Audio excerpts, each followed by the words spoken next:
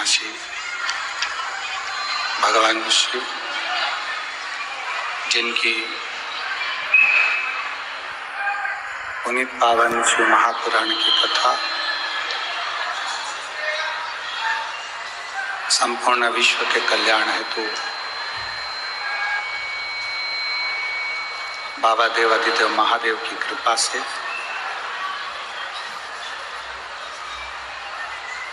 श्रवण करने का सौभाग्य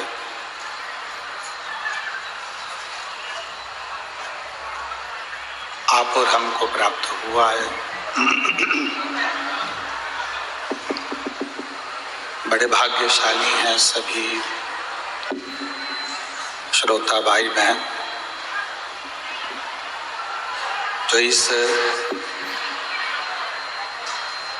पवित्र शिव महापुराण की कथा को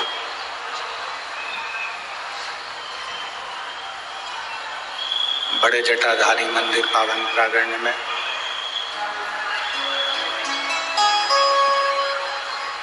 भगवान शिव की कृपा से, देवादिदेव महादेव की करुणा से श्रवण करने का सौभाग्य प्राप्त हुआ है।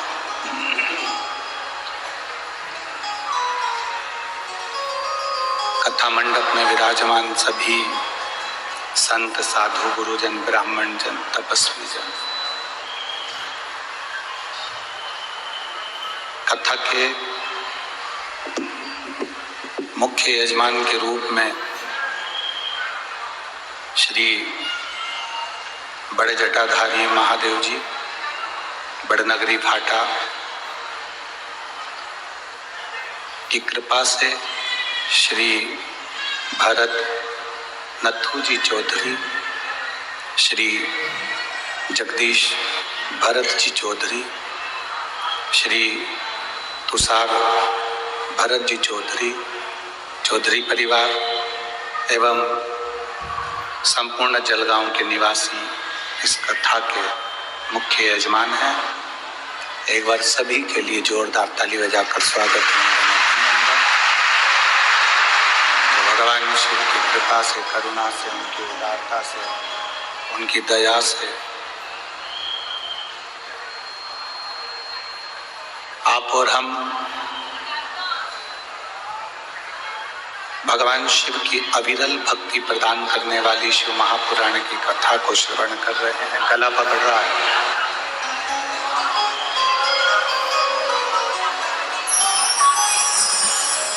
शिव तत्व को जानने का सौभाग्य आपका और हमारा है।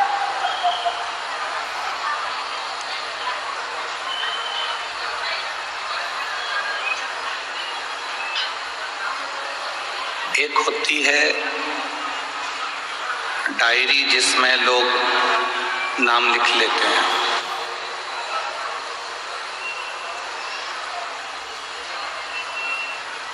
जैसे आपके यहाँ कोई कार्यक्रम है, आपके यहाँ कोई फंक्शन है, आपके यहाँ कोई कार्यक्रम होने जा रहा है, शादी है, विवाह है,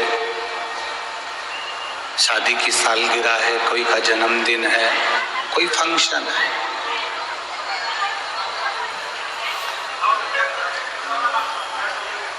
तो एक डायरी होती है जिस डायरी में लोग नाम लिख लेते हैं कि किस किस को बुलाना है।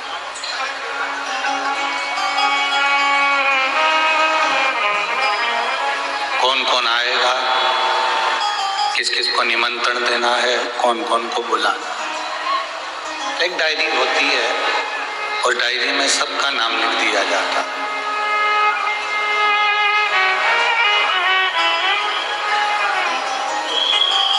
पर कुछ लोगों के नाम डायरी में नहीं लिखते क्योंकि उनका जो नाम है वो आपके स्मरण में रहता है।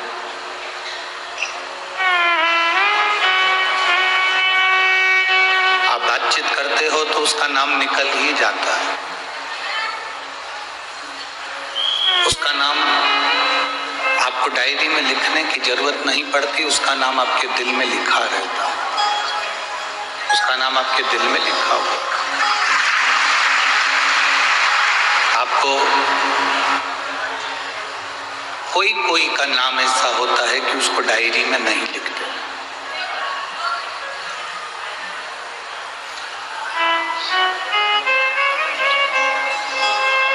पूरी डायरी में सबका नाम लिखा, कोई विपिन का लिख रहा है, कोई विनोद का लिख रहा है, कोई कमल का लिख रहा है, कोई राजू का लिख रहा है, कोई किसी का लिख रहा है, कोई किसी का लिख रहा है, कोई किसी का लिख रहा है।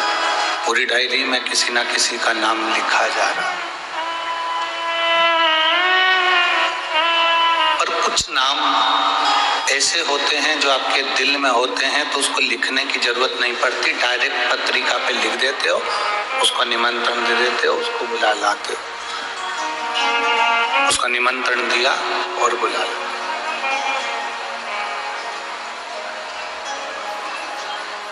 अर्थात वो नाम आपके दिल में है, डायरी पे लिखने की जरूरत नहीं है।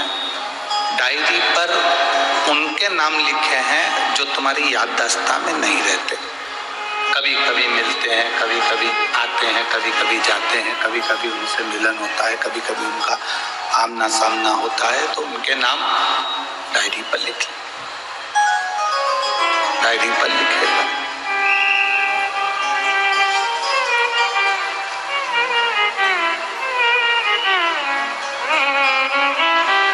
एक नाम डायरी पर लिखा और एक नाम दिल में लिखा हुआ है कि इसको बुलाना है, उसको डायरी में नहीं लिखना, दिल से। उसी तरह दिल के जो नाम होते हैं उसको डायरी पर नहीं उतारा जाता, वो तो हर पल याद हो जाता है कि वो व्यक्ति अपने से जुड़ा है, वो अपने से लगा हुआ है, उसको तो मैं कभी भी फोन कर दूंगा, आ जाएगा, बातचीत हो जाएगी।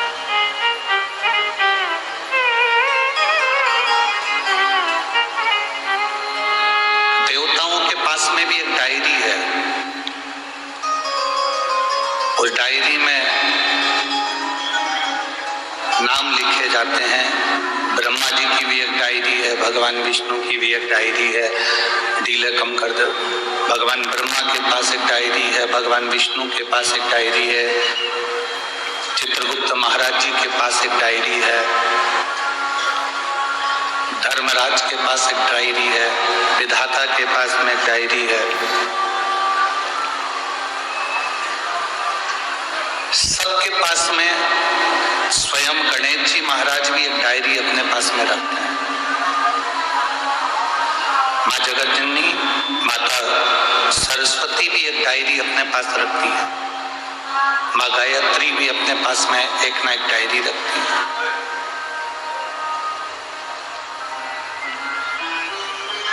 और एक भगवान शिव ऐसे हैं जिनके पास में डायरी नहीं है,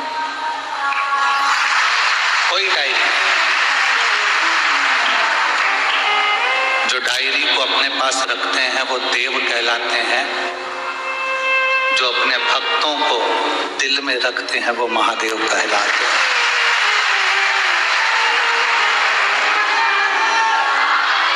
उनके पास में कोई डायरी नहीं है, उनके पास में लिखने के लिए कोई जगह नहीं। आवाज क्लियर नहीं हो रहा। उनके पास कोई डायरी नहीं है, उनके पास कोई पेन नहीं है, वो अपने दिल पर, अपने हृदय पर लिख लेते, अपने मन पर, अपने दिल पर जो लिख लिया। जो भक्त उनके दिल में आ गया वो आ गया। अब उसको लिखा नहीं जा रहा, उसको लिखना नहीं। और ये हमारा विश्वास कहता है, ये हमारा भरोसा कहता है, ये मेरा विश्वास कहता है कि जितने भी यहाँ शिव महापुराण की कथा को श्रवण कर रहे हैं और जितने टीवी चैनल के माध्यम से कथा सुन रहे हैं, जितने फेसबुक यूट्यूब के माध्यम से कथा सुन रहे हैं, जितने भगवान की कथा को श्रवण करने के लिए यहाँ पर आए हैं, जितने टीवी पर कथा सुन रहे हैं, फेसबुक यूट्यूब पर कथा सुन रहे हैं, आप सबको मेरे भोलेनाथ ने डायरी में नहीं लिखा, आप सबको मेरे भोलेनाथ ने अपने दिल पर, अपने हृदय में। उसको डायरी में लिखने का समय नहीं है। जो मुख से एक बार भगवान शिव का नाम ले लेता है, जो मुख से एक बार श्री शिवाय नमस्तुभ्यम कह लेता है, जो मुख से पंचाक्षर मंत्र नमः शिवाय कह लेता है, जो मुख से षडाक्षर मंत्र ओम नमः शिवाय कह लेता है, वो भगवान की दिल की डायरी में नोट हो जाता है, वो लिख लिया जाता है।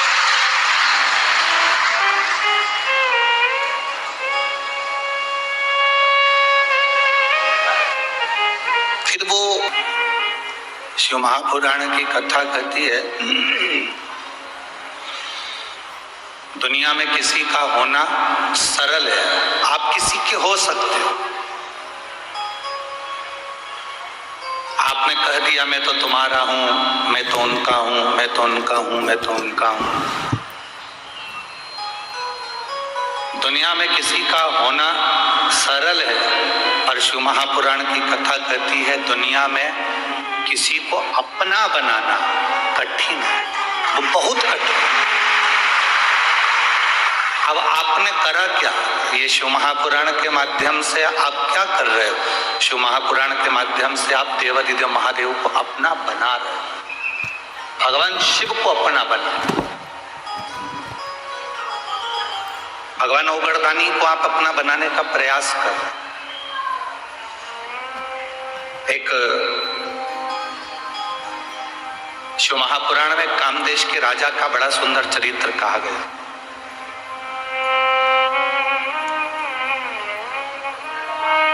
बड़ा सुंदर चरित्र।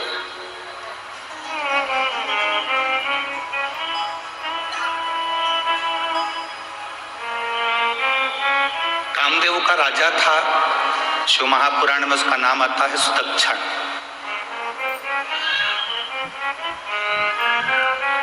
बड़ा शिव भक्त था।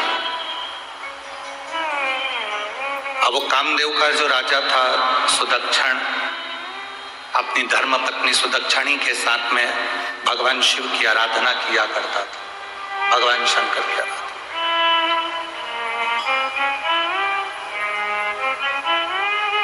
उसका एक नियम सबसे ज्यादा प्रबल था, सबसे भारी उसका एक नियम था कि वो कोई उसके दरवाजे पर, अगर राजा के दरवाजे पर कोई न्याय मांगने आता था या कोई भिक्षा मांगने आता था या उसके दरवाजे पर कुछ मांगने आता था, तो पहले वो सुदक्षण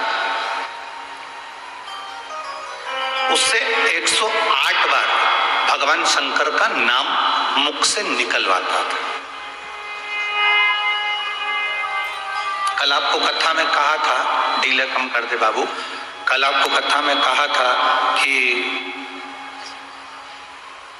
कोई आपके दरवाजे पर मेहमान आया, आपके दरवाजे पर कोई अतिथि आया, आपने उसको चाय पिलाई, मेहमान को भोजन कराया, ठंडा मीठा जो भी खिलाना था खिलाया।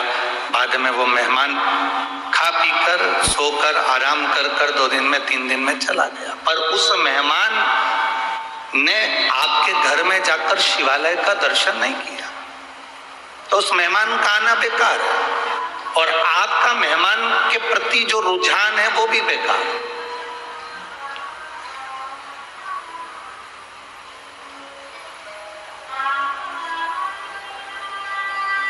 शंकर भगवान माता यशोदा जी के यहाँ पर मेहमान बनकर गए थे एक बार।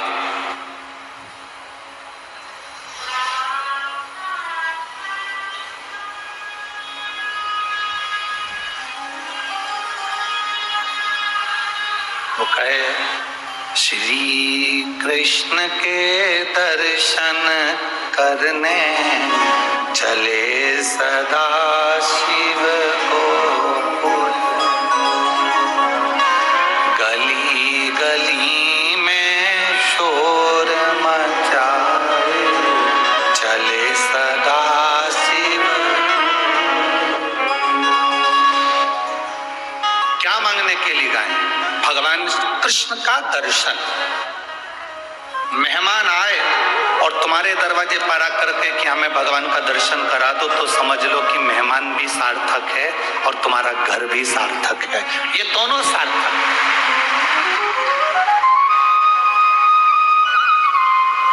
और खाया पिया चल दिया तो कोई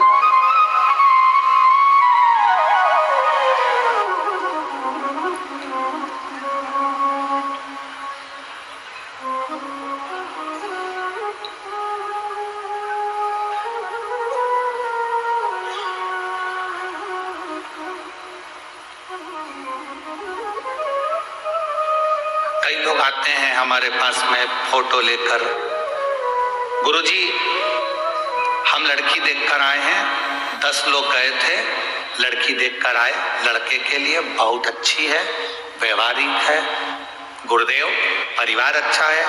हम पूरा घर का व्यक्ति गया था, 10 लोग गए थे, बैठे, जितना पूछा उतनी बोली, लड़की के मुंह से आवाज नहीं आए, गुरुजी ऐसी जोरदार लड़की है, आप देखकर बताओ कि लड़के के लिए कैसी रहेगी। उन्होंने फोटो दिया, हमने सिर से लगाया,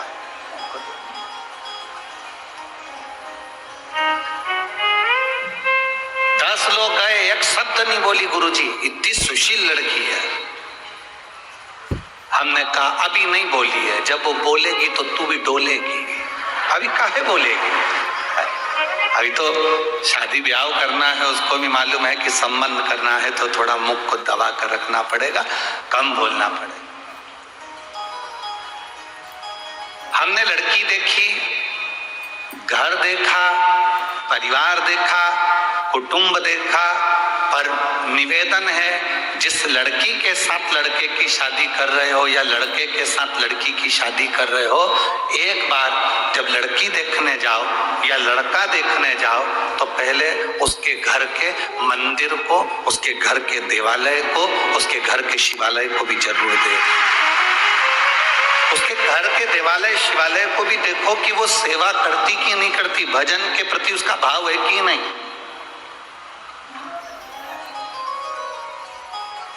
भगवान के प्रति उसकी भक्ति है कि नहीं।